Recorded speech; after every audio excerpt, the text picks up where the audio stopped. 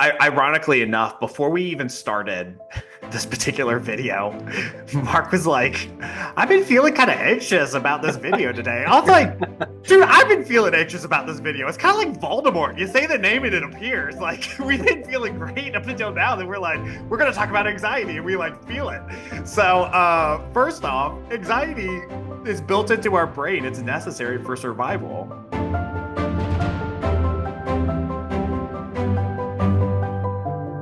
Welcome, everyone, to the Lion Counseling Podcast. I'm Mark Odland, founder of Lion Counseling, certified EMDR therapist. And I'm Zack, counselor and coach. Good to see you, Zack. Hey, good to see you. Our mission is to help men break free, heal deep, and become the lions they were created to be. Today's topic is anxiety, that gnawing feeling in the pit of your stomach. If that's something you're going through, then this episode is for you. And in our conversation today, Zack will define what's good about it and where it gets us in trouble. And he'll teach you research-proven strategies that you can use to help you conquer it. I'll throw in some extra insights from a faith perspective and tell you what, if anything, you can do if the anxiety still doesn't go away. And make sure to hang around till the end because Zack has a super practical tool that you can use to feel better fast in real time. All right, let's get into it. If you're looking for help in your life, reach out to us at escapethecagenow.com or the link in the description box. And if you're getting value, please subscribe and hit the bell. It helps more guys find this content. All right, Zack, anxiety. What is anxiety? Well, ironically enough, before we even started this particular video, Mark was like, I've been feeling kind of anxious about this video today. I was like, dude, I've been feeling anxious about this video. It's kind of like Voldemort. You say the name and it appears. Like, we've been feeling great up until now that we're like, we're going to talk about anxiety and we like feel it.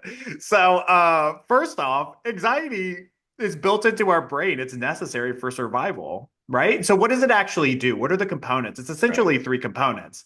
One, it speeds us up. Okay. Your brain waves, you go into what's called the high beta brainwave, which is going to be a brainwave that's moving really fast.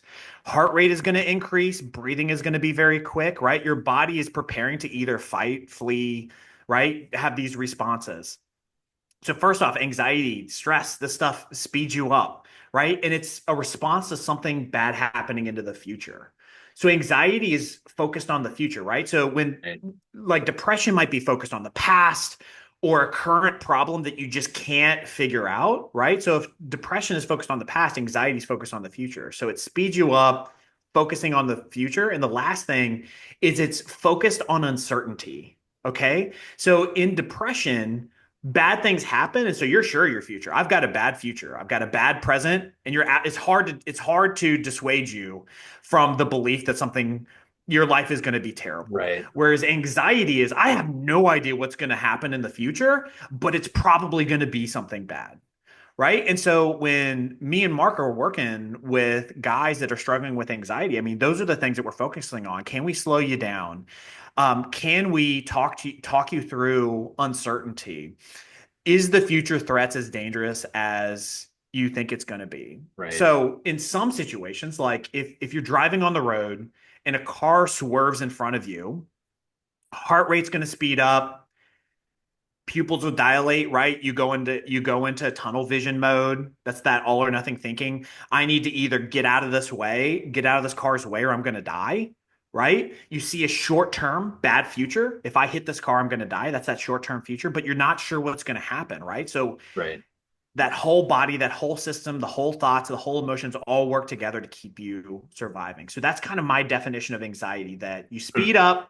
It's a response to a future threat. So you're looking at the future, and uncertainty. That's that third thing. Mark, do you have any Yeah. thoughts on that? No, I appreciate that, Zack. I mean, I think so many people think of anxiety as purely negative when you're kind of I mean, I think it's helpful to hear that it serves a function.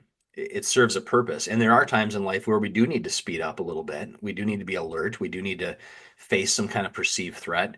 Um, but if we're honest, right, sometimes like we talked about before our podcast, like that little gnawing feeling in the pit of your stomach or in your heart area, um, sometimes it's not even easy to pinpoint where it's coming from. And I know, at least for me, sometimes I don't even slow down long enough to even like name it, identify it. And then I just try to stay busy, push my way through it. And then there's this like low level hum under the surface that's just kind of gnawing at you. And you know, it's not good for you. It's unnecessary, right? 100%. Like, and sometimes we don't even know that we are anxious. Like, we just get, especially as men, we just like, we have, two emotions. I feel mad, I feel fine. Like, those are the two things that we know. And so, like, oftentimes, fine is a little bit of stress in the background. You're like, I'm Yeah. fine. And so, Yeah. like, Yeah. 100% what you say is like, okay, here's this thing. And I just kind of ignore it. Um, Yeah. yeah. No, there's something to that. Yeah, I think that's a classic one when I'm doing couples therapy, and I'll ask like the guy, "What are you feeling right now?" And he'll be like, "Good" or "Fine," and I'm Yeah. like, "That's not an emotion. Sorry, man. We're Try talking again. angry, happy, sad, something in that ballpark." Right. But I get what they're saying, right? It's like the absence of perceived negative stuff is fine, right? Um, Well, and according to the 12-step programs, FINE stands for effed up, insecure, neurotic, and emotional. So if you're fine, that's whoa. actually what you are. Okay. Yeah. Wow, Zach, you're being really judgmental today. I don't know if I can handle this. This is what the 12 steps say. I did the edited version. So Yeah, what are some ways that we can maybe decrease this anxiety? So I have one that I'll start with, Mark. Is that I cool with love you it. if I Yeah, bring it start with on. that? So these are actually evidence-based ways to decrease anxiety. So number one, we're looking at behavior. So back to your physiology, right? Your body is beginning to speed up, right? And so if you understand that that's part of anxiety, you can hack the system and slow yourself down.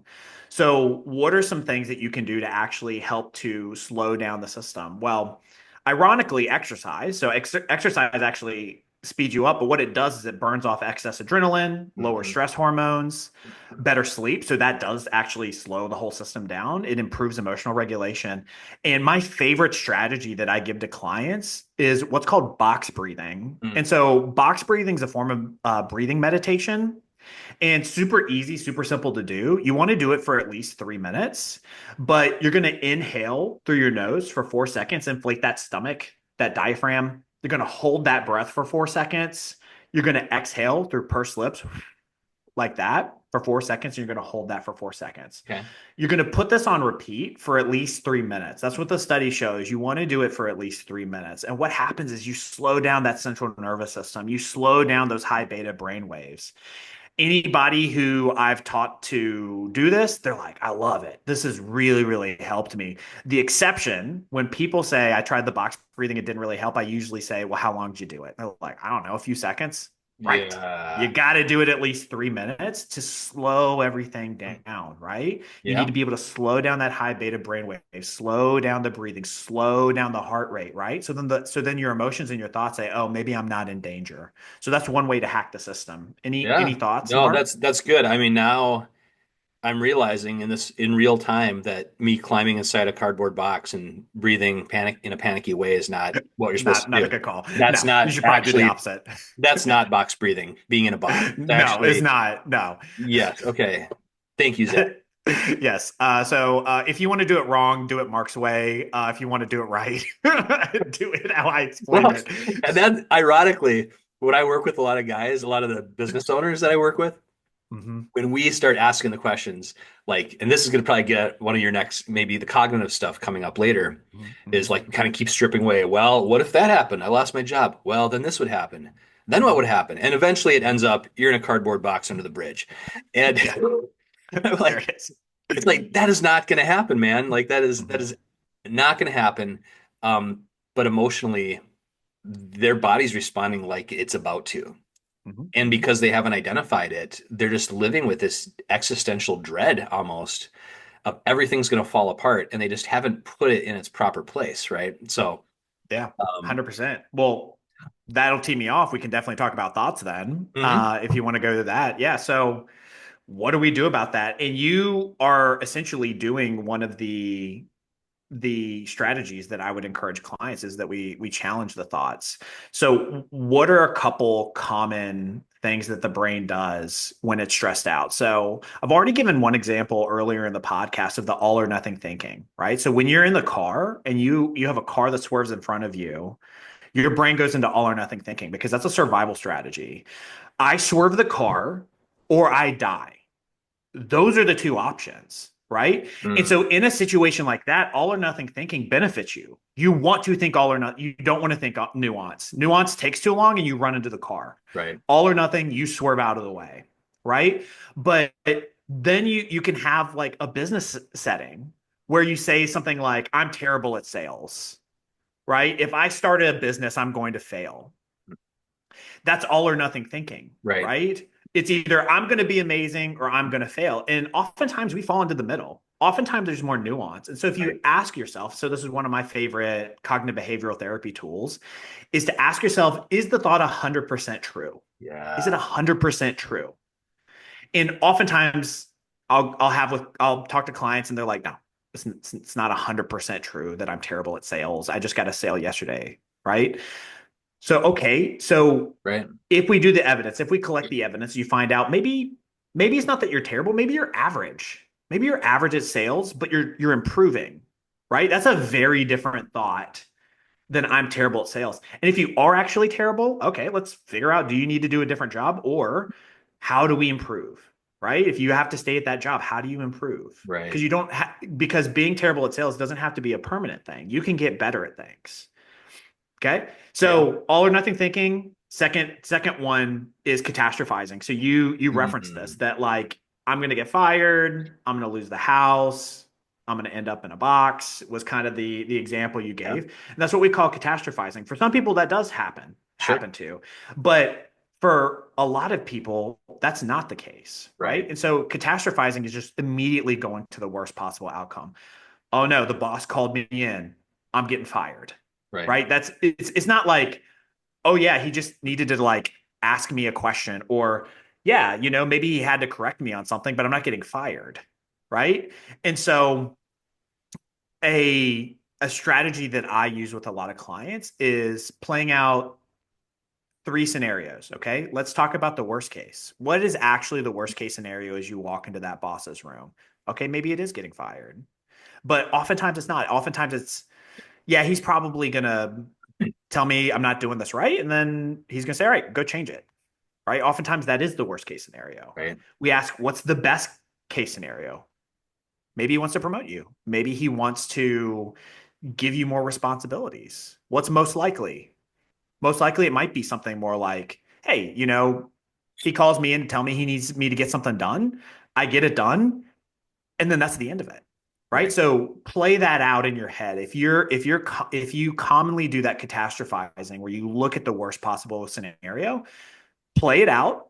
Okay. What is Yeah. the like honestly the worst case scenario? Right. Like what is the best case scenario and what's most likely? Where in between? Any thoughts on that? Wow. Yeah. Yeah. No, I'm thinking too how, I mean, it's interesting on this journey that we're on. We work with all kinds of guys. A lot of them are pretty high functioning, pretty successful.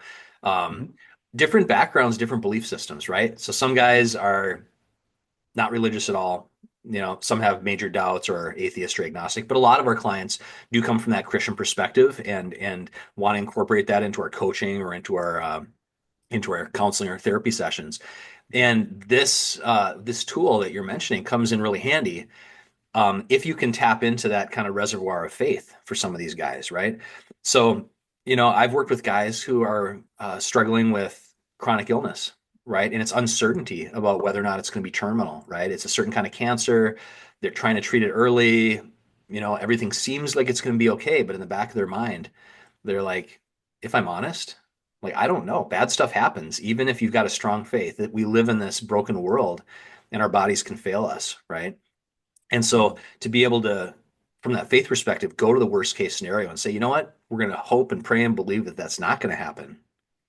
And if it does, then what?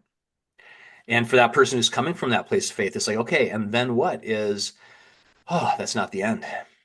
That's not the end. I have hope, right? I have hope that this life isn't all there is. and that God's going to be there to help take care of my family.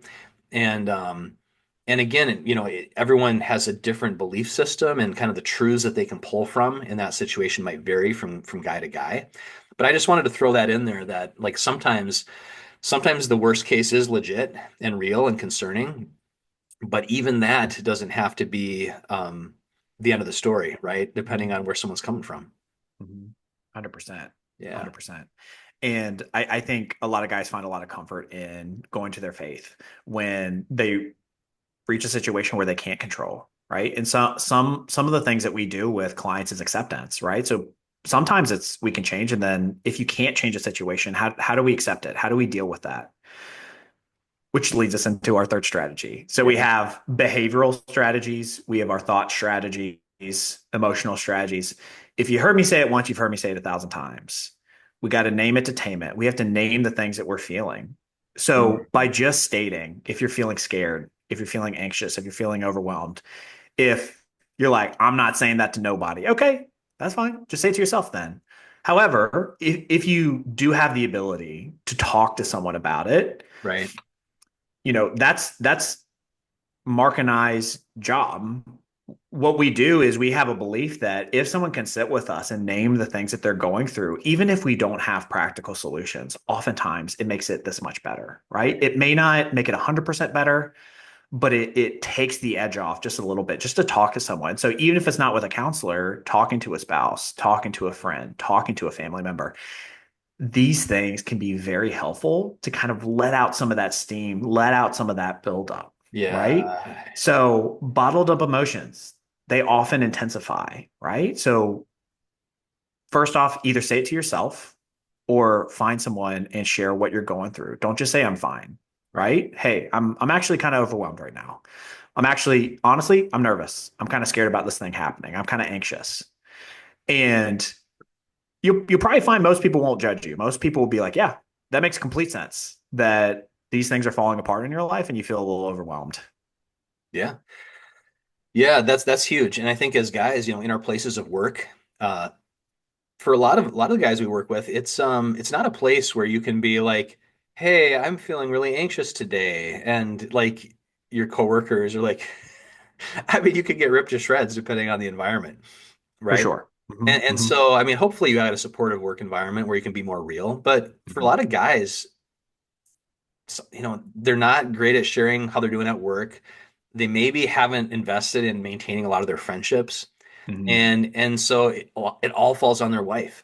It's like, and that's even assuming that the relationship is in a decent place where they can be real with that person, right? With their wife. And so I really like what you're saying about kind of spreading out the emotional energy, right? I'll talk about that with clients as well. Like it's really important to have a pastor, have a couple buddies, yeah, and your wife, and yeah, a counselor or a coach. That can be a really powerful tool, to not just triage if you feel like you're in crisis. Sometimes that's what it takes, for us to get the help we need, unfortunately. But it can also be a tool to just make a good life better. To say, I don't want to settle for status quo. I want to identify these negative beliefs, these patterns that have me stuck, that keep me from reaching my full potential. And that's exciting work for us to do too, is to just, I mean, before our session today, Zach, I know we were talking about you just celebrating the clients that get to the end of their course of counseling and they're like, I am different than when I came in. And to your credit, you're like, man, they're the ones doing the hard work, and that's the truth. But we are so privileged to be in a position where we can walk with them and be kind of that supportive guide. And so yeah, I think it's really powerful to have that space, to talk through. And sometimes we've got a good nugget of truth or advice, but man, half the time these guys deep down they know the answers. We just needs to draw it out of them, right? And in the act of talking out loud in a space where you feel supported and encouraged and have some accountability, it's like the light bulb just goes off. You can just see it in their eyes. Like, man, I know I know this. I thought it many times, but just saying it out loud to you, Zach, or saying it out loud to you, Mark. Now it's like really clicking. I'm like, yeah, that's how it works. We're wired to be in relationship. We're wired to support each other. So yeah. So I think it's great. I think it's absolutely amazing that you're taking guys through that process and challenging them within the framework of that supportive environment. Mhm. Yeah, and I to your point, I loved you bringing more nuance into it because sometimes it's not as simple as like just going and talking to somebody. And so if you find that you don't have friends to talk to, you don't have a romantic partner, you can't talk to your coworkers because sometimes it's not appropriate. Sometimes you're in the workplace and it's not appropriate to talk to your coworkers about like, I'm feeling really lonely. Like, okay, that's probably a lot of times that might not be appropriate, right? And so what you're saying about having to find those people, and that does take work, that is difficult, but having those people really can help decrease that anxiety, decrease that stress for Yeah. sure. Well, and I've just really appreciated as we've launched this podcast, Zach. Like, I know you've really picked some really powerful topics that are really resonating with a lot of guys. And and so if you're listening right now, and you have another topic that you think would be helpful for Zach and I to talk about, just throw it in the comments. We right now we're at a place that we're growing fast, but like we actually try to read every comment that comes in and respond if we can and take it seriously. So if you got ideas, throw it at us and we'll see what we can do. Yeah, absolutely. Yeah, and we already so many people have commented and so many stories, so many people are hurting. And so yeah, we've been really finding a lot of pleasure out of talking to you guys and helping you guys, everybody that's been commenting. So thanks for everybody who's already been doing that. Yeah, definitely. Well, I can give us a takeaway. Yeah. And so if you're listening to this and you're like, what can I do? Honestly, the place I start a lot of clients on is box breathing. And so if you're like, man, I'm anxious, I'm stressed, all right, set yourself a goal of right now, as the video ends, set a timer for 3 minutes. Breathe in 4 seconds, hold 4 seconds, breathe out 4 seconds, hold 4 seconds. And you do that for 3 minutes. Pay attention to how you feel before, pay attention to how you feel after. You're going to notice a drop in anxiety. You're going to notice a drop in feeling stressed. It's actually a lot of fun on my end when I do it with clients in the meetings because they look kind of high when we're done. They're like, like, and I do too because I do it with them. Uh, uh, It's always funny to watch just the expression of the person in front of me as they look amazing. They look like they're having a good time, and so that's where I would start, right? So we gave yeah. you a lot of different suggestions, but that's a really Yeah. good place to start is go practice box breathing for 3 minutes. If you enjoy it, okay, set a goal, do box breathing 3 times a week for 3 minutes, right? And Yeah. just start to build that pattern into your life. That's incredible. I mean, I think sometimes we forget that some of the simplest tools, some of the simplest strategies can actually make a big difference.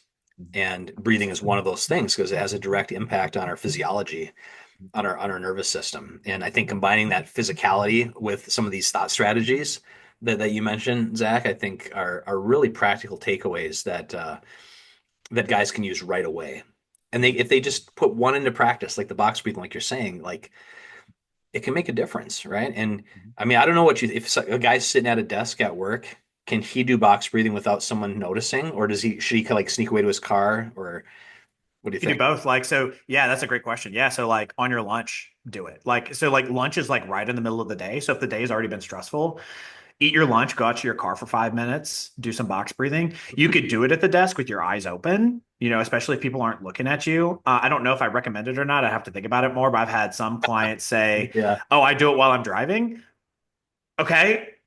Maybe just be really, really safe. Uh-huh. But yeah, and even if you can't do the full 3 minutes, just doing some deep breaths can really just help slow down. But yeah, that's a great question, Mark. Yeah, no, I appreciate that. And just to throw out there too, if you're struggling with anxiety and you have the guts to try these self-help techniques, and then you have the guts to try to get a coach or a counselor to walk through it, and you're still really, really struggling with the anxiety, well, then as counselors and as therapists, then we say, okay, what else is going on? We're using all these Right. good strategies. And in those cases, and this comes into more my specialty, would be, could there be some unhealed trauma that just you keep butting up against, and it's keeping the truth from kind of getting from the head to the heart and sticking. Yeah. And in those cases, EMDR therapy can be a powerful transition. Again, we've talked about this either like after or before CBT strategies. So there'll be another episode on that, I'm sure, and we'll get into that at a later time. But man, if this episode helped you, and just and want to check out the one right before it, make sure to subscribe, hit that bell so you never miss out.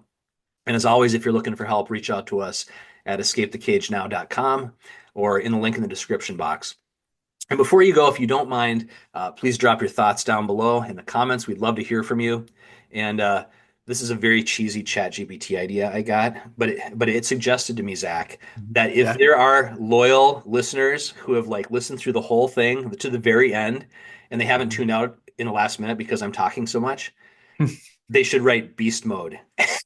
Beast mode in the comments, because that will be like, man, they're still here. They're one of the tried and true, the loyal followers, the lions.